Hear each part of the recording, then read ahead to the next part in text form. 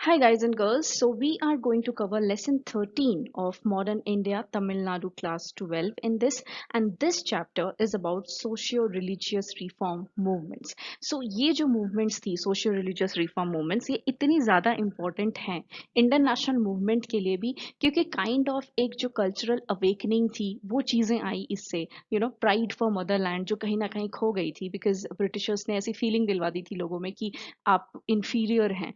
So these reform movements kind of instilled the sense of confidence in their religion, in their motherland again, and that is why these movements become very very important. ठीक है, तो ये chapter बहुत important है और ये हम spectrum में भी डिटेल में पढ़ेंगे.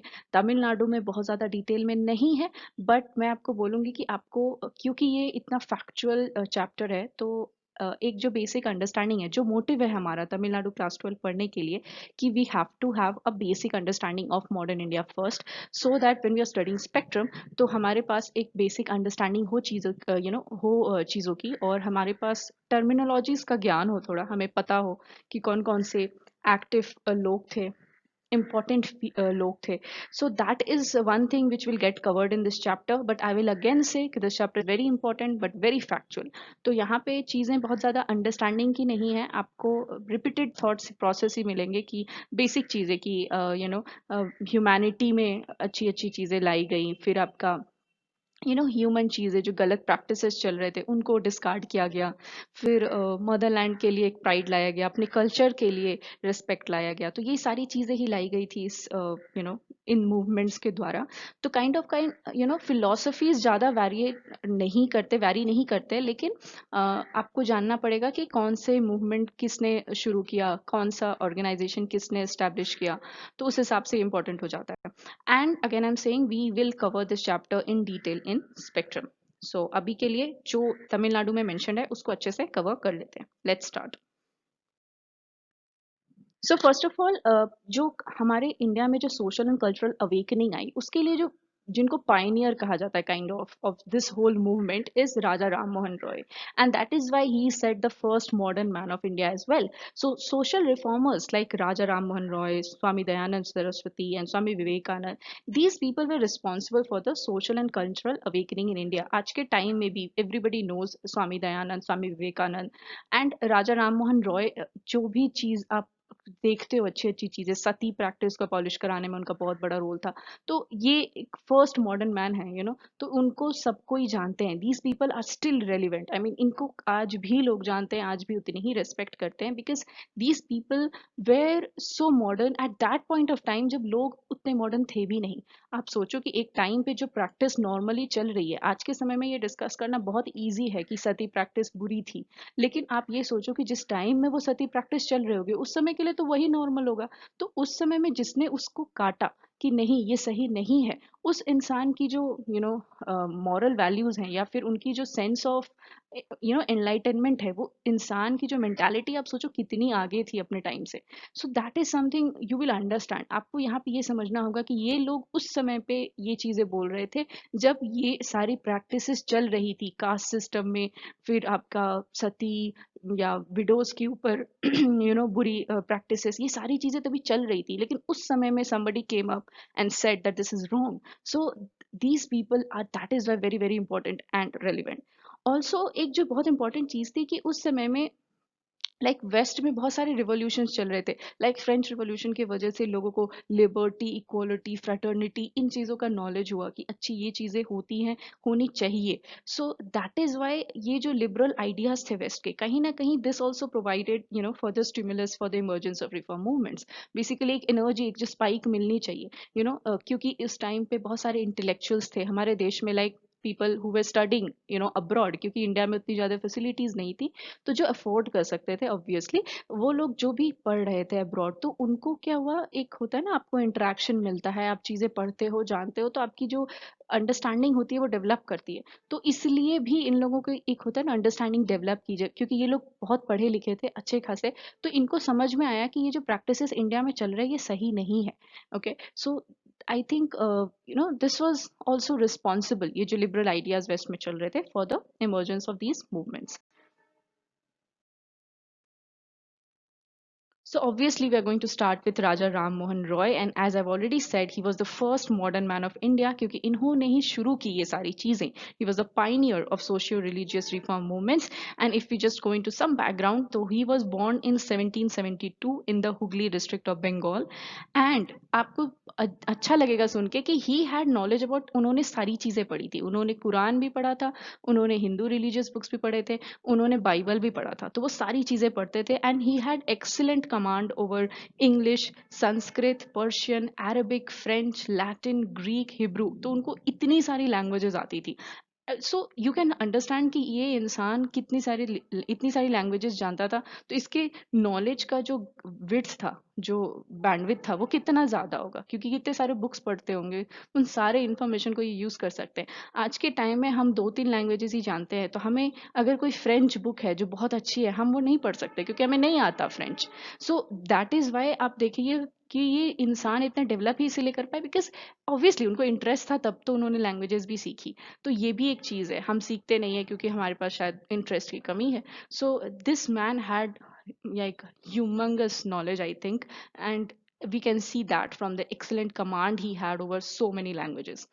So in 1815 he brought Atmiya Sabha, जो इवेंचुअली ब्रह्मो सभा बन गई थी अगस्त 1828 में. तो इसमें क्या प्रीच किया जाता था, that there is only one god, monotheism जिसको बोलते हैं. And he combined teachings of Upanishads, bible and Quran in developing unity among the people of different religions. यही चीज मैं आपको बोल रही थी, इन्होंने सारी चीजें पढ़ी थी, उपनिषद्स भी, बाइबल भी, कुरान भी. तो ये एक तरीके से लोगों को सिखा रहे थे कि देखो कुछ अलग नहीं होता, सब सेम ही है. और इस तरीके से he was trying to bring unity among different religions, क्योंकि ब्रिटिशर्स क्या कर रहे थे, हिंदू मुस्लिम वाला गेम खेल लेते थे. पार्टीशन ऑफ बंगाल करना है, वहां भी मुस्लिम्स को बोल दिया कि हम आपको आपकी आइडेंटिटी दे रहे हैं. तो ये काइंड ऑफ ल्यूरिंग था, जो इनफैक्ट आज के टाइम में भी पॉलिटिक्स में वही चलता है. Politics is all about all this, मतलब बहुत कम ही लोग आपको मिलेंगे जो बहुत फेयर पॉलिटिक्स खेल रहे हैं, नहीं तो बाकी लोग तो इन्हीं चीजों पे खेलते हैं, लोगों के इमोशंस के साथ. तो तब भी यही हो रहा था, दैट आपको आपके रिलीजन पे, आपके कल्चर पे आपको डिवाइड कर दिया जा रहा था. So Raja Ram Mohan said that there is only one god, so whatever, even if you belong to a Hindu religion or a Muslim religion or you are a Christian, it doesn't matter, you are already praying to the same god. Okay. सो और एक important figure है यहाँ पे, that is महर्षि देवेंद्र नाथ टैगोर, जो father थे रविन्द्रनाथ टैगोर के. ही renamed this आत्मीय सभा एज, सॉरी, द ब्रह्मो सभा एज ब्रह्मो समाज. ओके. और इनका बहुत इंपॉर्टेंट रोल था एक्चुअली, ये जो आपका ब्रह्मो सभा है, इसमें बहुत इंपॉर्टेंट रोल था. ये बहुत एक्टिव मेंबर थे, काम करते थे वहां पे. ठीक है. आप देखेंगे कि यहाँ से भी फिर सेक्शंस टूट टूट के गए हैं, जिसके बारे में यहाँ पे डिटेल में नहीं बताया गया. So I will not go into the details यहाँ पर. We will only focus on the facts which is mentioned here. Okay, so let's proceed. Next आप देखेंगे कि यहाँ पे जितने भी इंटेलेक्चुअल्स है, they always have promoted education. So यही चीज मैं आपको बोल रही हूँ, since this people were educated, तो इनके पास एक्सेस हो गया इन्फॉर्मेशन का, जो जो एजुकेटेड नहीं है उनके पास नहीं था. इसीलिए हम एजुकेशन को इतना प्रमोट करते हैं. It is not about speaking in style और अ लैंग्वेज और showing off, it is about information. अगर आपके पास एजुकेशन है तो आपके पास इंफॉर्मेशन होता है, और यही चीज को प्रमोट किया जा रहा था. जितने भी रिफॉर्मर्स हैं आप देखेंगे, most of them were establishing schools, क्योंकि उनको लगता था कि अगर लोग एजुकेटेड होंगे तो ही उनके पास ये सारी चीज़ें इंफॉर्मेशन होंगी कि क्या सही है क्या गलत है. कोई उनको गलत रास्ते पे नहीं ले जा सकता है, कोई उनको डिमीन नहीं कर सकता, इन्फीरियर नहीं फील करवा सकता. So that is why Raja Ram Mohan Roy also played a very important role here, और उन्होंने वहाँ पे 1817 में हिंदू कॉलेज एस्टैब्लिश किया था. Okay. which is now Presidency College in Calcutta, very popular college. And this he did along with David Harvey, who was a missionary. Again 1828 में हमें पता ही है कि ब्रह्मो समाज एस्टेब्लिश हुआ था एट कैलकटा. दो पर्पस थे इसके, one to purify Hinduism and second to preach monotheism, that is one god. Purify Hinduism क्यों? क्योंकि हिंदुइज्म में तभी बहुत सारे ऐसे डेरोगेटरी प्रैक्टिसेस चल रहे थे, जैसे सती प्रथा एंड ऑल दैट. तो वो सारी कास्ट सिस्टम एंड ऑल, तो ये सारी चीज़ों को राजा राम मोहन चाहते थे कि ये सारी चीज़ें हटाई जाएं, क्योंकि ये सही नहीं है. इसीलिए प्योरीफाई हिंदुइज्म भी एक तरीके का मोटो था इन लोगों का. 1829 में आप देखिए कि 1828 में ब्रह्मो समाज आया ही था। 1829 में Raja Rammohan Roy helped Lord William Bentinck to declare sati punishable offence. तो हम राजा राममोहन रॉय को अगर कोई थोड़ा सा भी जानता है तो सती प्रथा एबॉलिश करवाने के लिए जानता है। तो ये मतलब उस समय के गवर्नर जनरल कौन थे? Lord William Bentinck. Okay. And मैंने गवर्नर जनरल क्यों बोला? क्योंकि ये 1829 की बात हो रही है। वाइस रॉय कब से आए हैं? 1858 के टाइम से, right? So yes, and Raja Rammohan Roy protested against child marriage, female infanticide. मतलब तभी वो छोटे में शादी करवा दी जाती थी। फीमेल इन्फेंटिसाइड इज लाइक जब फीटस में ही आप बेबी को मार देते हैं अगर वो फीमेल है। तो ये सारी चीज़ों के लिए भी प्रोटेस्ट किया था राजा राममोहन रॉय ने। And he favoured remarriage of widows, female education and women's right to property. तो उन्होंने कहा था कि उन्होंने फेवर किया था कि विडोज की शादी होनी चाहिए, फीमेल एजुकेशन को प्रमोट किया था उन्होंने, और उन्होंने कहा था कि विमेन्स का भी राइट होना चाहिए to property. Okay. And he favoured intercaste marriages. और आप देखिए कि वो अपनी थॉट प्रोसेस को justify, kind of not justify, एक होता है ना बूस्ट देने के लिए, उन्होंने मतलब वो खुद भी इस चीज़ को फॉलो करते थे, इसीलिए उन्होंने एक मुस्लिम बॉय को अडॉप्ट भी किया था। ये समाज को भी समझ में आना चाहिए था कि ऐसा नहीं कि वो सिर्फ बोल रहे हैं, वो खुद भी इन चीज़ों को मानते हैं। Okay. And some important facts about him. ये जो आपके जो भी न्यूज़पेपर्स, जर्नल्स जो होते हैं, ये बहुत इंपॉर्टेंट हो जाता है, यूपीएससी पूछती है इनके बारे में, तो इसीलिए आपको थोड़ा पता होना चाहिए। मैच द फॉलोइंग टाइप आ सकता है इसका, नॉर्मली ऐसे भी आ सकता है। So Raja Rammohan Roy he started first Bengali weekly that is Sambad Kaumudi, and he edited Persian weekly that is Mirat ul Akhbar. Okay, तो ये थोड़े फैक्चुअल चीज़ें हैं, आप एक दो बार देखेंगे तो आपको याद हो जाएगा। तो संवाद कौमुदी was the first Bengali weekly started by Raja Ram Mohan Roy, and he was the editor of Persian weekly Mirat ul Akhbar, and he stood for freedom of the press, of course. और ये सारी चीज़ें करने के बाद 1833 में Raja Ram Mohan Roy died in Bristol in England. So this was all Raja Ram Mohan Roy stood for and fought for, so you should know about that. So next we are going to study about Henry Vivian Derozio. तो मैंने सबकी picture लगा के रखी है so that आपको थोड़ा बहुत वो पिक्टोग्राफिक मेमोरी में याद रहे। So Henry Vivian Derozio, he was born in Calcutta in 1809 and he taught in the Hindu college Calcutta. And मतलब इनकी डेथ जो हुई थी वो कोलेरा से हुई थी 1833 में। So why do we know him? Why? Because he was the founder of young Bengal movement. अभी देखिए, जब यंग बंगाल मूवमेंट बोल रहे हैं तो क्यों इसको यंग बोला गया था? क्योंकि ये लोग जो भी ये डेरोगेटरी ओल्ड प्रैक्टिसेस थे, इसके खिलाफ खड़े हुए थे। जितने भी old traditions like idol worship, मूर्ति पूजा, कास्टिज्म, कास्ट के ऊपर सुपरस्टिशंस, इन सब के इन सब के ऊपर अटैक किया था इन्होंने, इसीलिए इनको यंग बंगाल मूवमेंट बोलते थे। और इनके फॉलोअर्स को डिरोजियंस बोलते थे, क्योंकि इनका नाम डिरोजियो था, तो जो भी इनको फॉलो करते थे उनके फॉलोअर्स को डिरोजियंस बोलते थे।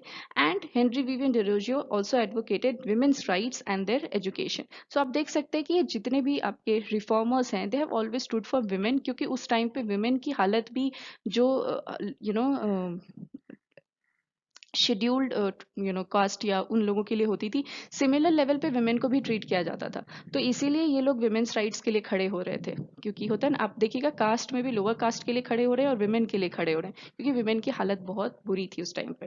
एंड अभी भी वो फाइट चली रही है बहुत लेवल्स पे। So Henry Vivian Derozio, he also advocated women's rights and their education. Next, we are going to study about is Swami Dayanand Saraswati. So Swami Dayanand Saraswati काफी पॉपुलर फिगर हैं, सबको ही जानते हैं. So ही फाउंडेड आर्य समाज एट बॉम्बे इन 1875. लेकिन बॉम्बे में ये फाउंड हुआ था, तो वहाँ तो पॉपुलर थी ही, लेकिन इसकी ये बहुत ज़्यादा पावरफुल हो गई थी पंजाब में. ओके, और आप देखिए कि वहाँ पे इन्होंने जो पहली डीएवी स्कूल थी लाहौर में ही एस्टेब्लिश की थी 1886 में. First Dayanand Anglo Vedic DAV school was established at Lahore by Swami Dayanand Saraswati. तो डीएवी स्कूल काफ़ी पॉपुलर है, बहुत बच्चे पढ़ते हैं, मेरे भैया भी पढ़े हैं. सो अभी भी उसका पूरा अच्छा ब्रांच है, नेटवर्क है, which is like one of the finest schools of our country. So this chain was started by Swami Dayanand Saraswati. तो देखिए, मैंने आपको शुरू में ही कहा है कि आप जब भी रिफॉर्मर्स के बारे में पढ़ेंगे, so one common thing which you are going to see is that everybody is promoting education, क्योंकि उन्हें यही लग रहा है कि एजुकेशन की कमी में ही लोग ठीक से ऑपरेट नहीं कर पा रहे या समझ नहीं पा रहे चीज़ों को. If they are educated, they will understand understand the values properly, और जितने भी ये गलत प्रैक्टिसेस चल रहे हैं ये ऑटोमेटिकली रुक जाएंगे. So, getting into the background, Swami Dayanand Saraswati was born in Kathiawar in Gujarat, and he was a scholar, patriot, social reformer, and revivalist. तो ये ऑब्वियसली पेट्रियट थे, देश के लिए अपने, सोशल रिफॉर्मर थे, रिवाइवलिस्ट थे. ये होता है ना, चाहते थे कि हम लोग वापस अपने ट्रेडिशन को रेस्पेक्ट करना शुरू करें.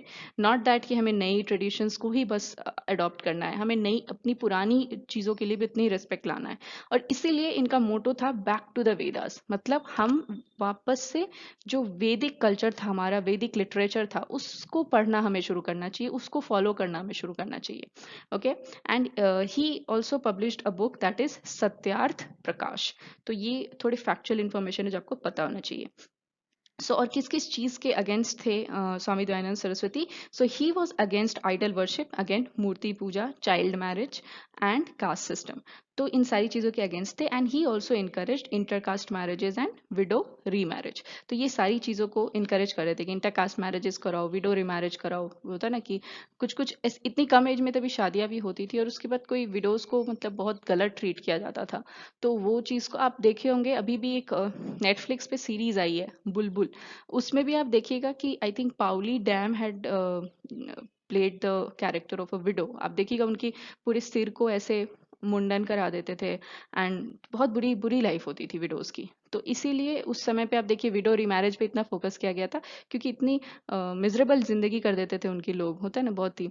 तो इसीलिए ये लोग कर रहे थे कि नहीं, आप शादी करवाओ उनकी फिर से. Okay. And Swami Dayanand Saraswati had also started Shuddhi movement to bring back Hindus who had converted to Christianity. तो क्या था कि ब्रिटिशर्स जो आए थे उनके बाद थोड़े मिशनरीज भी आए थे वहां से. तो वो लोग क्या करते थे, क्रिश्चियनिटी को प्रमोट करते थे कि क्रिश्चियनिटी ज्यादा अच्छी है. तो उन्होंने ऐसे लोगों को इन्फ्लुएंस कर करके बहुत सारे लोगों को कन्वर्ट करा दिया था क्रिश्चियन में.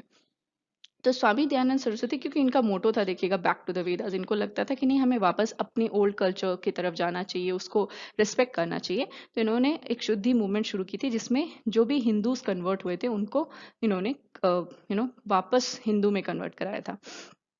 वैसे ये शुद्धि मूवमेंट जो है इसका थोड़ा क्रिटिसिज्म हुआ है, क्योंकि ये जो है ना एक तरीके का आप देखिए डिवाइड ला देता है, तो पर्पस कहीं ना कहीं थोड़ा फेल हो जाता है इस चीज का.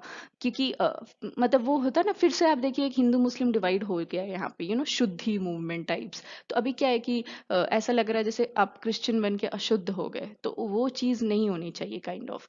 तो ये इसलिए थोड़ा सा क्रिटिसाइज्ड है शुद्धि मूवमेंट जो है, कि कहीं ना कहीं this also created a divide. Okay.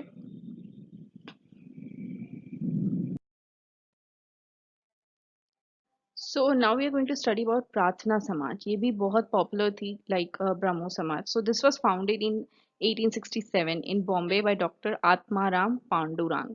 So this is considered as an offshoot of Brahmo Samaj, क्योंकि यहाँ पे इनको कुछ चीजें जो पसंद नहीं आई ब्रह्मो समाज में, तो ये लोग बाहर निकल गए थे और इन्होंने अपना समाज बनाया था, Prarthana Samaj. Okay. So this was a kind of reform movement within Hinduism. तो इन्होंने inter dining, inter marriage, widow remarriage, और जो uplift of women and depressed classes है, इस सब चीजों को प्रमोट किया. क्या होता है ना, सब साथ में खाओ, शादी करो, विडो की री मैरिजेस कराओ, वुमेन को अपलिफ्ट करो, डिप्रेस्ड क्लासेस को अपलिफ्ट करो.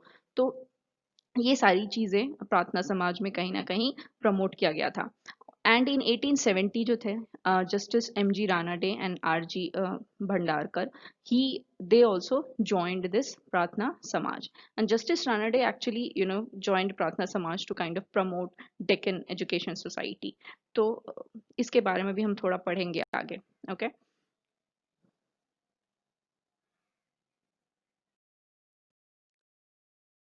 सो डेक्कन एजुकेशन सोसाइटी, जैसा कि नाम से ऑल्सो यू कैन अंडरस्टैंड कि एजुकेशन सोसाइटी थी. तो यहाँ पे क्या था कि ये लोग बहुत सारे स्कूल्स जो थे, एजुकेशन एस्टेब्लिशमेंट्स, वो चलाते थे. And even it is active even now. Okay. So this was established in 1884, 24th October 1884 it was founded, and its headquarter is located in Pune. Okay. And जो इसके फाउंडर्स थे, आप देखिए यहाँ पे अच्छा खासा लिस्ट है: गोपाल गणेश अगरकर, बाल गंगाधर तिलक, वमन श्रीराम आप्टे, एन के धराप, Mahadev Ballal Namjoshi, M S Kol and V Kelkar. तो इन सब ने ये डेक्कन एजुकेशन सोसाइटी मिलके बनाई थी। और इसकी अभी भी एक बहुत इंपॉर्टेंट कॉलेज है, that is Fergusson college, which is in I think in Pune. So yes, so ये फर्गुसन कॉलेज भी डेक्कन एजुकेशन सोसाइटी के अंदर ही आती है। इसके अंदर अभी लिटरली 43 ऐसे एजुकेशन एस्टेब्लिशमेंट्स चल रहे हैं, स्कूल कॉलेजेस। तो ये बहुत मैंने जैसा आपको मैंने कहा कि इनका जो रिफॉर्मर्स थे, उनकी जो पहली एजेंडा ही थी वो थी टू स्प्रेड एजुकेशन। तो यहाँ पे आप देखिए, ये उस डेक्कन एजुकेशन सोसाइटी एक तरीके का इनिशिएटिव था उसी के लिए। और आप इसका मोटो देख सकते हैं, it is union is strength. यहाँ पे देखिए, यूनियन इज स्ट्रेंथ। तो यहाँ पे एजुकेशन के थ्रू यही चीजें सिखाई जा रही थी कि सब मिल के रहो, साथ रहो, डिवीजन मत लाओ अपने में, क्योंकि आप डिवाइड करोगे खुद को, उस चीज का फायदा उठा रहे हैं लोग। तो इसीलिए उस चीज को सिखाया जा रहा था। Okay, so yes. Next we are going to study about is Swami Vivekananda. So इनका ओरिजिनल नाम नरेंद्र नाथ दत्ता था। Okay, and he was the most famous disciple of Sri Ramakrishna Paramhans. So in 1886, Swami Vivekananda he took a vow of संन्यास। इन्होंने संन्यास ले लिया अपने जीवन में और इनका नाम पड़ गया विवेकानंद। इन्होंने कास्ट सिस्टम को बहुत कंडेम किया था और जो हिंदू एम्फेसिस था, रिचुअल सेरेमनीज था, उन सब चीजों को बहुत कंडेम किया था। ओके, एंड इन सितंबर ये बहुत पॉपुलर हैं actually for a participation at parliament of religions in Chicago USA, where he delivered a brilliant speech, जिसके लिए काइंड ऑफ काफी अच्छा रिकॉग्निशन मिला था इनको इंटरनेशनल लेवल पे। And this was done in September 1893, which kind of brought lot of pride to India. क्योंकि तभी तो लोग ऐसे ही बुरा बोलते थे कि इंफीरियर है। तो इन्होंने काइंड ऑफ होता ना हमारे देश का नाम अच्छा किया था इन सितंबर 1893, जब एक्चुअली में हमारा देश पूरा तरीके से पैदा भी नहीं हुआ था, but still. So he participated at parliament of religions in Chicago USA. And after that, in 1897, he finally founded the Ramakrishna Mission at Belur in Havra. तो ये अभी भी एक्टिव है, आप जाके देख सकते हैं। आप कभी भी कोलकाता आते हैं तो आप रामकृष्ण मिशन वाला जो जगह है वहां पे जा देख सकते हैं। और स्वामी विवेकानंद का एक बहुत पॉपुलर कोट है, that is service to mankind is service to god. तो इनका आप समझ सकते हैं कि इनका थॉट प्रोसेस इसके अराउंड ही घूमता था कि लोगों के लिए अच्छे बनो, एम्पैथेटिक बनो, कंपैशनेट बनो। क्योंकि आप सर्विस अगर मैनकाइंड के लिए करते हो, वही भगवान के लिए सर्विस है। मतलब आप भगवान के लिए ये आइडल वर्शिप कर रहे हैं लेकिन लोगों के साथ गलत कर रहे हैं, ये सही नहीं है। Be empathetic to people, be compassionate to people, be good to people, that is only that is the service to god. So that is one thing which Swami Vivekananda was teaching. Next, we are going to study about is Theosophical Society. So this society was founded in New York, USA. ये India में नहीं found की गई थी। In 1875 by Madam H.P. Blavatsky, a Russian lady, and Henry Steele Olcott, an American colonel, जिन दोनों की photo यहाँ पे लगी हुई है। So this society was formed to actually promote a universal brotherhood of man without any distinction of race, color और creed. तो यहाँ पे ये सोसाइटी सिखा रही थी कि यूनिवर्सल ब्रदरहुड लाइए, ये सारा रेस, कलर, क्रीड, इन सब चीजों का डिस्टिंक्शन हटाइए। Also to promote the study of ancient religions and philosophies. तो यहाँ पे इन लोगों ने ये भी प्रमोट किया था कि आप जो जो भी आपका एंशियंट रिलीजन है, फिलोसफीज है, उस सबको पढ़िए, उस सबको स्टडी करिए, उसमें जो चीजें सिखाई गई हैं वो देखिए। तो ये एक बहुत ही वो ह्यूमैनिटी वाला सोसाइटी जो होता है ना, जो आपको ह्यूमैनिटी सिखाता है, वो था थियोसॉफिकल सोसाइटी। सो ये इंडिया के लिए क्यों इंपॉर्टेंट है? क्योंकि इन लोगों ने 1882 में जो अपना हेडक्वार्टर है वो मद्रास में बनाया, that is in Adyar in Madras. और 1893 में Mrs Annie Besant took over the theosophical society after death of Henry Steel Olcott. और इसीलिए हम जब भी थियोसॉफिकल सोसाइटी के बारे में पढ़ते हैं, हमें सबसे पहले एनी बेसेंट ही याद आती है, क्योंकि उन्हीं के बारे में ही बोला जाता है। लेकिन आपको ये याद रखना होगा, क्योंकि ये कंफ्यूज हो जाते हैं काफी लोग, कि Annie Besant was not the founder of theosophical society, she took over it after death of Olcott in 1893। Founders कौन थे? Madam H P. Blavatsky and Henry Steel Olcott, and it was founded in 1875। Next we are going to study about is Pandit Ishwar Chandra Vidyasagar. So इनका जो नाम था इसमें विद्यासागर लगा है इसलिए क्योंकि इन्होंने एजुकेशन को बहुत प्रमोट किया था. ठीक है, तो ये ऑब्वियसली एक ग्रेट एजुकेटर थे, ह्यूमनिस्ट थे एंड सोशल रिफॉर्मर थे. तो पढ़ाई पर बहुत ज़्यादा इम्फेसिस था इनका, ह्यूमैनिटी सिखाते थे और सोशल रिफॉर्म लाना चाहते थे. तो he was born in 1820 in a village in Midnapur Bengal and he was head pandit of the Bengali department of Fort William college. तो ये हेड पंडित थे Bengali department of Fort William college का और इन्होंने बहुत सारे स्कूल्स खोले थे लड़कियों के लिए. फिर इन्होंने जेडी बिथुने को भी हेल्प किया था to establish the Bethune school and he founded the metropolitan institution in Calcutta. He also protested against child marriage and he favoured widow remarriage. तो एक बहुत इंपॉर्टेंट है, विद्यासागर इनका नाम है तो आपको हमेशा याद रखना चाहिए कि एजुकेशन के लिए बहुत काम किया था इन्होंने. लेकिन जो इनकी मोस्ट सिग्निफिकेंट चीज जो याद रखी जाती है वो है विडोरी मैरिज एक्ट में इनका रोल. इन्होंने इतना बहुत काम किया था विडो रिमैरेज को फेवर करने के लिए और उसके बाद ही विडो रिमैरेज एक्ट आई थी 1856 में. सो इनके एफर्ट्स बहुत रिकॉग्नाइज्ड हैं उस चीज़ के लिए. But we should not forget his effort in education also. तो बेथुने स्कूल, मेट्रोपॉलिटन इंस्टीट्यूशन, ये भी आपको याद रहना चाहिए. Okay, so let's proceed. Next important name in socio-religious reform movements is Jyotiba Phule and his wife Savitri Bai Phule.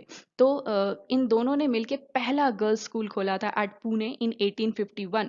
तो ये इनका सबसे बड़ा रोल था कि इन्होंने पहली गर्ल्स स्कूल खोली थी पुणे में. फिर 1873 में इन्होंने सत्यशोधक समाज खोला था to fight against the caste system. So Jyotiba Phule खुद एक लोअर कास्ट से बिलोंग करते थे. तो कहीं ना कहीं इनको वो आइडिया था कि किस तरीके से कास्ट ऑपरेशन हो रहा है, क्या प्रॉब्लम्स फेस कर रहे हैं लोअर कास्ट के लोग. तो इसीलिए ही founded Satyashodhak Samaj to fight against this caste system and he also pioneered widow remarriage movement in Maharashtra. तो ये महाराष्ट्र में एक्टिव थे काफी और इन्होंने विडो रीमैरिज मूवमेंट की भी वहां पे शुरुआत की थी.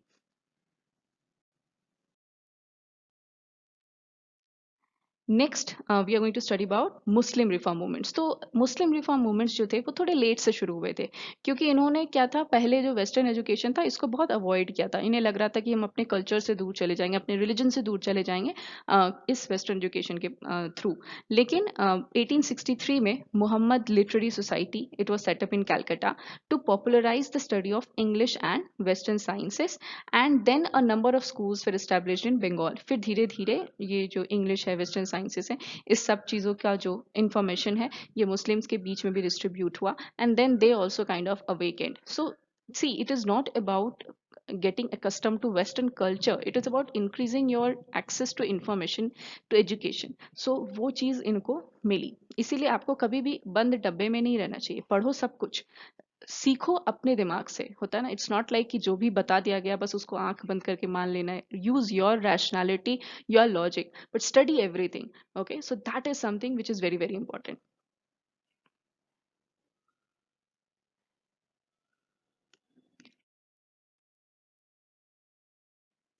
So one of the most important Muslim reform movements were Aligarh movement. Okay, so this was started by Sir Syed Ahmad Khan, and this was for social and educational advancement of Muslims in India.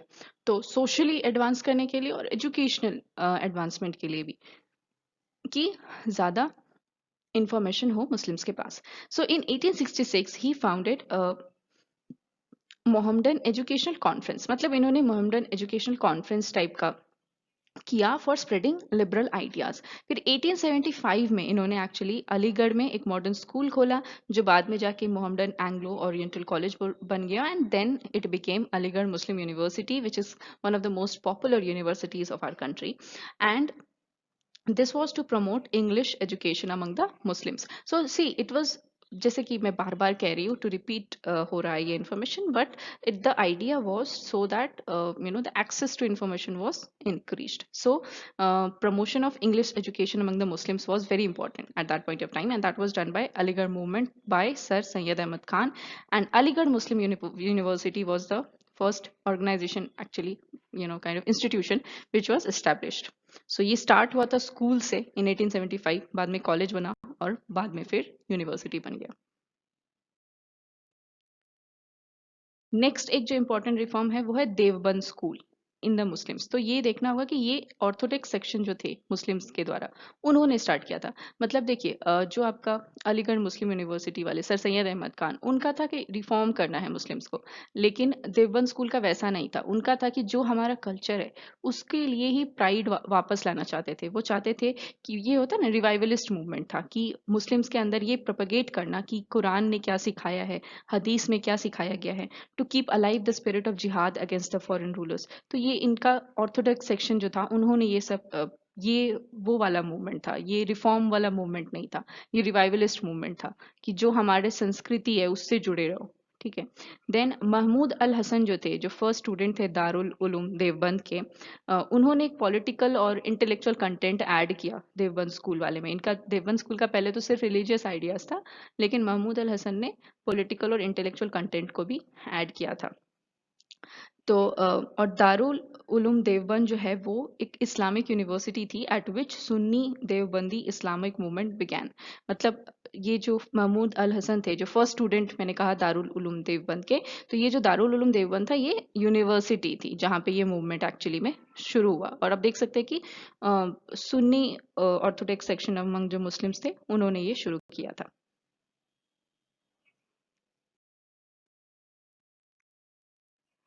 Okay. And Sikh reform movement जो था इसमें कुछ कुछ बहुत important है, that is Nirankari movement. Nirankari is formless, which was started by Baba Dayal Das. Baba Dayal Das का कहना था कि गॉड इज फॉर्मलेस। ठीक है, तो उनका कोई फॉर्म नहीं है, वो निरंकार है। वही चीज निरंकारी मूवमेंट के थ्रू वो सिख्स को सिखा रहे थे। फिर नेक्स्ट एक मूवमेंट बहुत इंपॉर्टेंट है, दैट इज नामधारी मूवमेंट। वो शुरू किया गया था बाबा राम सिंह के द्वारा। इसमें जो लोग थे, जो फॉलोअर्स थे इसके, वो व्हाइट क्लोथ्स पहनते थे और उन्होंने मीट ईटिंग ये सब छोड़ दिया था। Okay, so this was Namdhari movement. ये काइंड ऑफ होता है ना सिंप्लिसिटी को प्रमोट करने के लिए।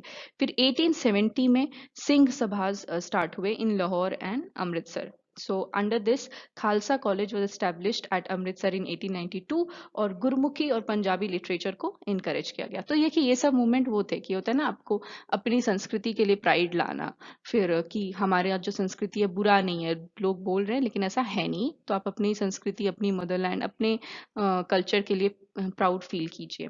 Then in 1920 Akali movement was brought to remove corrupt mahants from the Sikh गुरुद्वारास।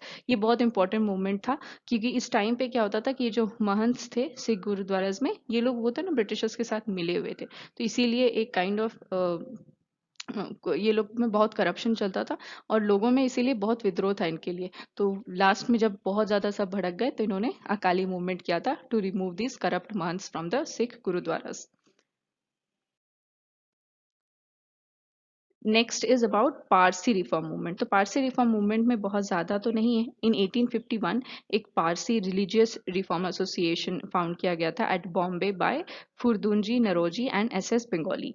So they advocated spread of women's education and reform marriage customs. तो उनके अंदर ही पारसीज में ही जो मैरिज कस्टम्स थे उनको रिफॉर्म करने की बात की गई थी इस एसोसिएशन में। और they also wanted to spread women's education. ठीक है, कि विमेन एजुकेशन ज़्यादा से ज़्यादा लोगों तक पहुंचे। और एक बहुत important monthly journal which you should know about is Jagat Mitra. So I have always emphasized that you should know these newspapers, journals and publications which were brought by these reformers. So यहाँ पे फुरदुंजी Naoroji he published a monthly journal that is जगत मित्रा.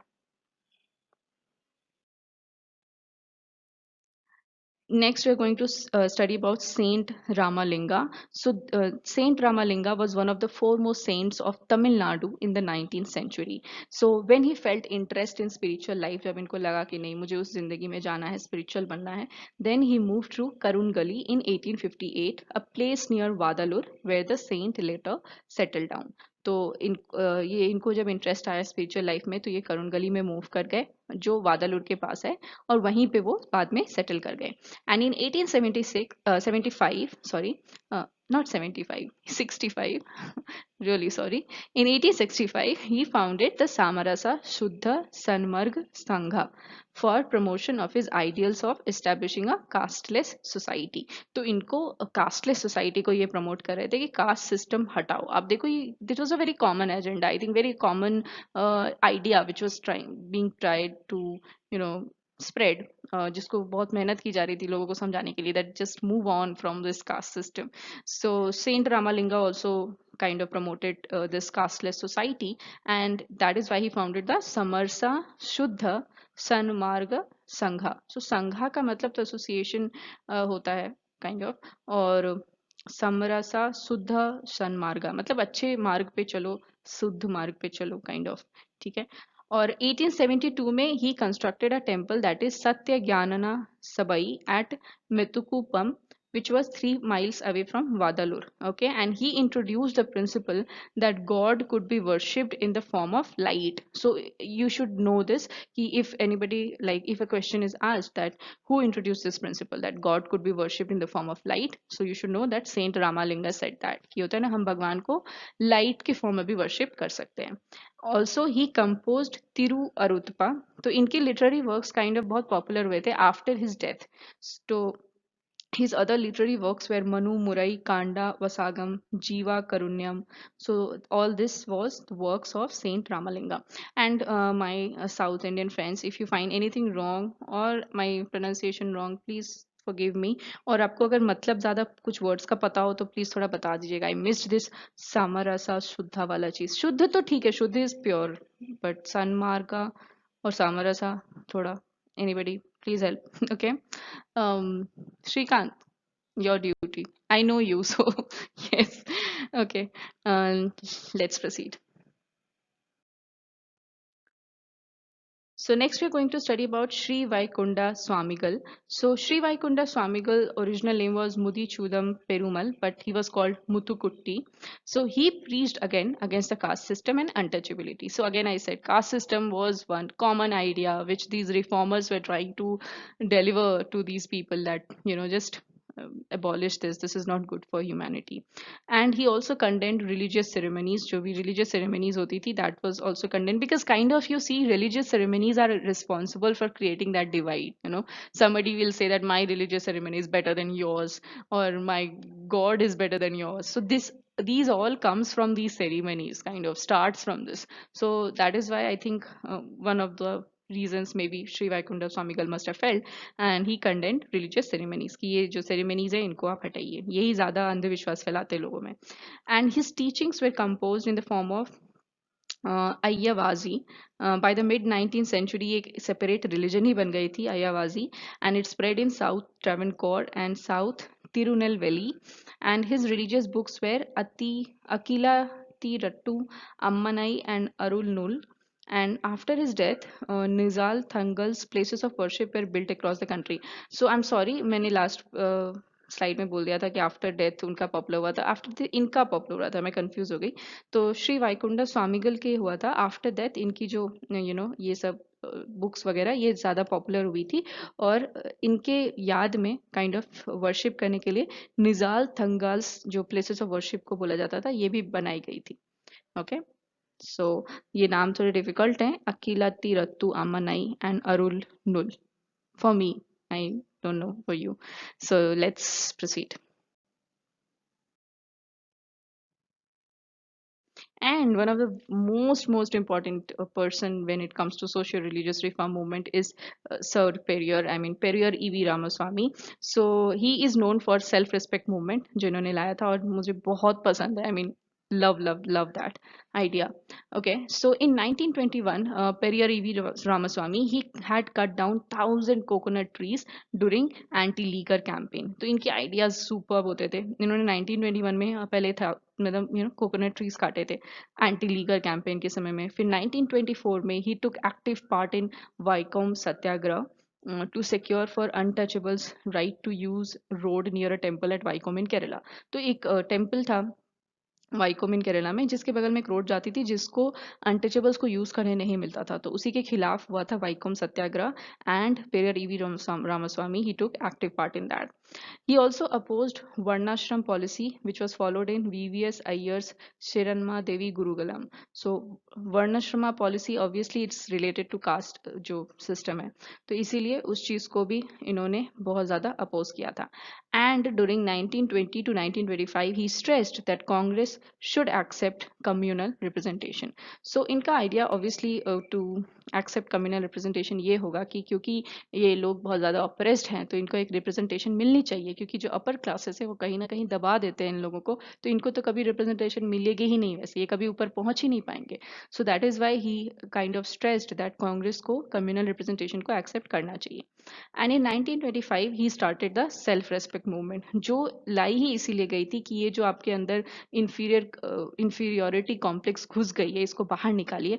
And it was to uplift the Dravidians and to expose the Brahmanical tyranny, कि ये जो Brahmins है इन्होंने जो ये फैला के रखा है that they are the most superior ones, this is all bullshit. तो वो टिरनी को इन्होंने एक्सपोज किया था और द्रविडियंस को अपलिफ्ट करने के लिए इन्होंने लाया था कि आप अपने रिस्पेक्ट के लिए खड़े होना सीखिए, होता है ना, और अपने ऊपर प्राइड फील करना सीखिए. आप be proud of your self, okay, be proud of whoever you are. Doesn't your caste, your creed does not define you. So he also denounced caste system, child marriage, and enforced widowhood.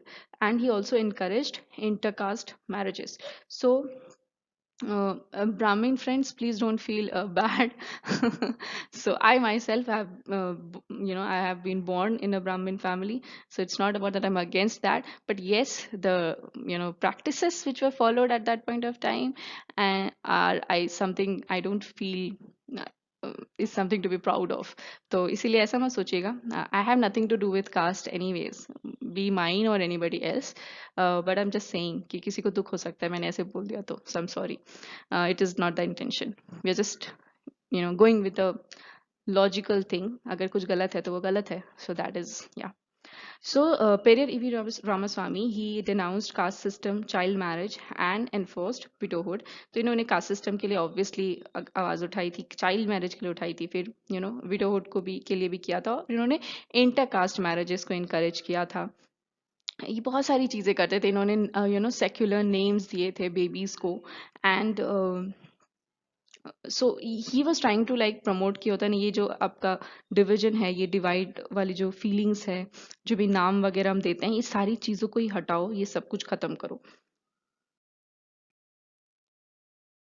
और ये self respect marriages भी करवाते थे, मतलब उस marriages में कोई rituals नहीं होता था, और इन्होंने खुद भी कंडक्ट करवाए थे these self respect marriages. So you can understand what kind of person he was, like amazing. He gave secular names to newborn babies, होता है ना, जो न्यूबॉर्न बेबीज थे उनको सेक्युलर नेम्स दिए ताकि कल को इनकी पहचान इनके नाम से ना हो.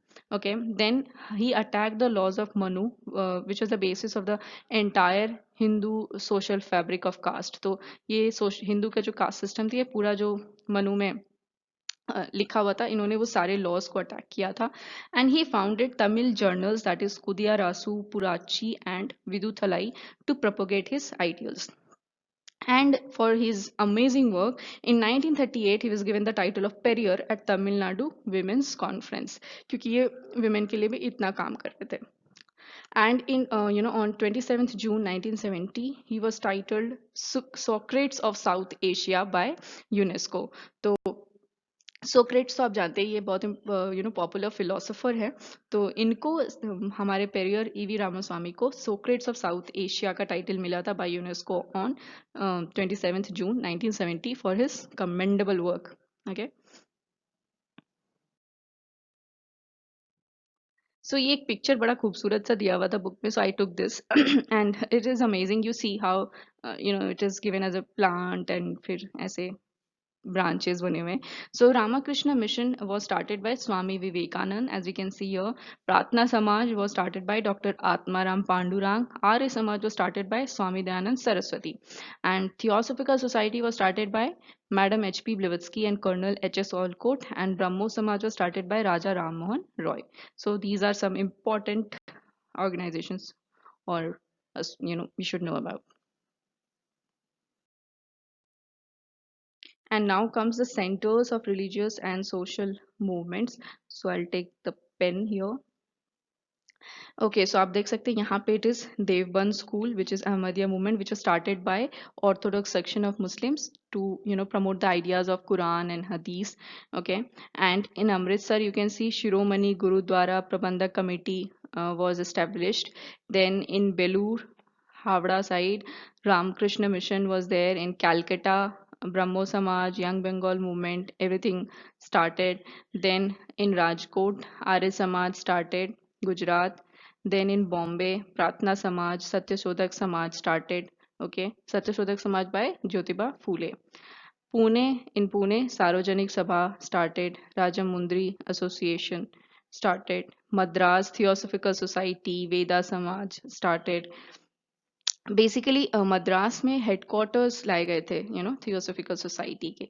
और ये फाउंड किसने किया था? ब्लेवेट्स्की एंड ऑलकॉट ने। और एनी बेसेंट बाद में आई थी जिन्होंने टेक ओवर किया था after the death of Olcott. और वेदा समाज के बारे में यहाँ पे मेंशन नहीं है, so will see that later if it is mentioned in spectrum. So Sivagiri Varkala, यहाँ पे श्री नारायण धर्म परिपालना योगम, ये भी यहाँ पे मेंशन नहीं है, but this is in spectrum, so will study when it comes, so don't worry about that. यहाँ पे इन्होंने मैप में मेंशन कर दिया, बट कहीं मतलब टेक्स्ट में मेंशन नहीं किया था। SNDP मूवमेंट बोलते हैं इसको, तो वो हम लोग पढ़ लेंगे आराम से स्पेक्ट्रम में, चिंता मत करना। ठीक है, अभी जितना इन्फॉर्मेशन है पहले उस पर फोकस करो। Normally UPSC and I don't think in UPSC, मतलब मैं यूपीएससी एस्पिरेंट हूँ, मुझे उसके बारे में पता है। मैंने देखा है बच्चे बस यही ढूंढते रहते हैं, क्या नहीं है क्या नहीं है, and what is there they don't focus. मतलब जो है वो सामने में, वो कोई पढ़ना नहीं चाहता। Everybody is like trying to collect new content, तो डोंट डू दैट। जो यहाँ पे आपने पढ़ा है पहले आप उसको अच्छे से पढ़ लो। बाकी चीज़ें आप धीरे धीरे ग्रेजुअली कहीं ना कहीं आपको चीज़ें मिल ही जाती है, किसी बुक में, किसी टेस्ट सीरीज में। So ultimately if you keep studying, आपको इन्फॉर्मेशन मिल जाएगी। डोंट वरी अबाउट दैट कि आप कहीं छूट नहीं रहे हो। वो फोमो वाली चीज में मत आओ, fear of missing out, don't do that. Okay, you will get your information कहीं ना कहीं पे। इफ यू कीप स्टडिंग, आपसे एक जगह छूटेगा तो आप दूसरी जगह उस चीज को पढ़ लोगे, कहीं ना कहीं आपको मिल जाएगा। Don't worry about that. So let's start the practice questions. So first question, the Brahmo Samaj was established in the year. तो मैं अभी इमीडिएटली डिस्कस करने वाली हूँ, आपको पॉज करना है, पॉज कर लो, सारा एक बार सोच लो, फिर मैं डिस्कस करती हूँ। ठीक है, सो द ब्रह्मो समाज was established in the year 1828.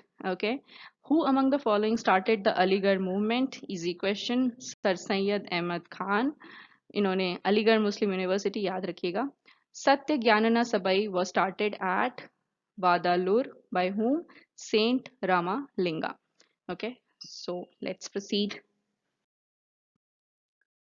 So, which was a Bengali weekly started by Raja Ram Mohan Roy? यहाँ मैं लिख नहीं रही हूँ, आप थोड़ा याद रख लेना। संवाद कौमुदी था वो Bengali weekly, which was started by Raja Ram Mohan Roy. Second is Swami Dayanand Saraswati was the author of Satyarth Prakash. ठीक है, and third is the Satya Shodhak Samaj was founded by Jyotiba Phule. ठीक है, ये किस लिए था? Caste system के लिए ऑब्वियसली। ठीक है, तो आप ये वाला थोड़ा देख लीजिएगा, फिर से पीछे जाके वीडियो देख लीजिए। मैं नॉर्मली यहाँ पे आंसर लिख देती हूँ, बट आई वांट कि कुछ चीज़ें आप दिमाग में ऐसे बैठाना शुरू करो अब। ठीक है, जैसे बंगाली वीकली किस कौन सा था? Started by Raja Ram Mohan Roy. Think this in your mind, मैं बोलने वाली हूँ अभी। ओके, सो संवाद कौमुदी, स्वामी दयानंद सरस्वती किसके ऑथर थे? सत्यार्थ प्रकाश। ओके, और सत्यशोधक समाज तो आपको थोड़ा याद होगा, फिर भी ज्योतिबा फुले ने इसे फाउंड किया था। और Jyotiba Phule and his wife Savitribai Phule, उन्होंने फर्स्ट गर्ल स्कूल लाई थी पुणे में। Okay, so that is very important. इतना बोला मैंने, और मैंने ऑलरेडी स्लाइड बना के रखा है, so you can see the answers here. Okay, Samvad Kaumudi, Satyarth Prakash and Jyotiba Phule. So this is match the following. So मैं फटाफट मैच कर रही हूँ. If you want to do this with me, fine. If you want to pause the video, you can. Okay. So Atmiya Sabha was started by Raja Ram Mohan Roy. Young Bengal movement was started by Henry Vivian de Rosio. Pratna Samaj was started by Atma Ram Pandurang. Nirankari movement, formless जो हैं भगवान, was started by Baba Dayal, and Theosophical Society was started by Blavatsky and Henry Olcott. Okay, so this is the last practice question.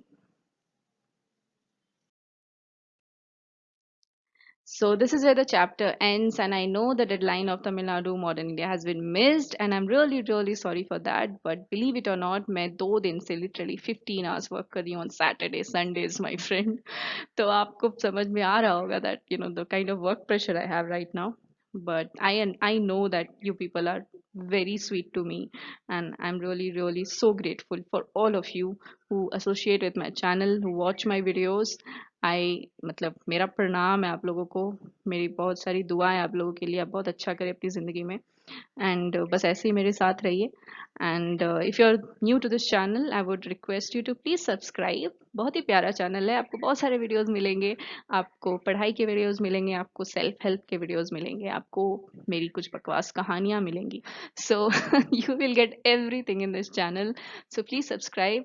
And if you're old to this channel, you're my friend, I don't need to say you anything, but still please like this video if you did like the video, and if you would share it with your friends, it would be great. So thank you so much for watching the video, and I'll see you in the next video. Bye bye.